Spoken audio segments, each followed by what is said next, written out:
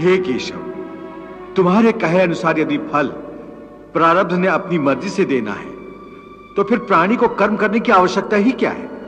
कर्म करने की आवश्यकता क्या है, यह जानने से पहले यह तो जान लो कि प्रारब्ध क्या है, प्रारब्ध कैसे बनती है। हे केशव, प्रारब्ध क्या है उसे जानने में क्या मुश्किल है? यह तो सीधी सी बात है कि जो भगवान की इच्छा है वही मनुष्य का प्रारब्ध होती है। नहीं अर्जुन, नहीं, यह धारणा सत्य नहीं है। क्यों सत्य नहीं है?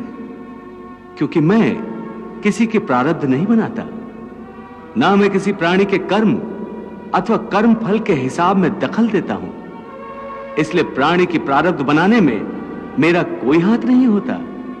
फिर कौन बनाता है प्राणियों का प्रारब्ध? प्राणियों के अपने कर्म। अर्थात ये कि प्राणी जैसे कर्म करेगा उसका वैसा ही फल पाएगा। अच्छे कर्म करेगा तो अच्छा फल मिलेगा और बुरे कर्म करेगा तो बुरा फल पाएगा। यही जो प्राणी के अच्छे बुरे कर्मों के अच्छे बुरे फल का हिसाब है, इसी को प्रारब्ध कहते हैं।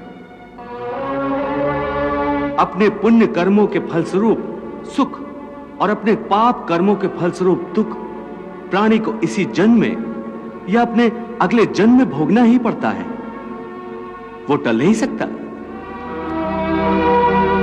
इसलिए अकर्मण्य हुए बिना निरंतर अपने धर्म के अनुसार कर्म करते जाओ और मन में यह पक्का विश्वास रखो कि जिस नियत के साथ तुम कर्म करोगे उसी नियत के अनुसार तुम्हें फल अवश्य मिलेगा।